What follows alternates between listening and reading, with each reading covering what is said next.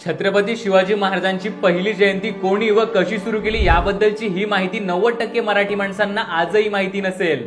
आता हे कटू सत्य आहे की मराठा साम्राज्याच्या पाडावानंतर महाराजांची समाधी ही बरीच वर्ष दुर्लक्षित होती।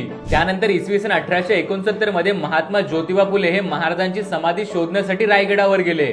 झाडाझुडपात दुर्लक्षित असलेली महाराजांची समाधी त्यांनी शोधली, ती स्वच्छ केली, त्यावर फुले वाहिली आणि ही समाधी त्यांनी जगासमोर आणली। आणि त्याच्याच पुढच्या वर्षी म्हणजे 1870 मध्ये महात्मा फुलेंनी पहिल्यांदा पुण्यामध्ये शिवजयंती साजरी केली।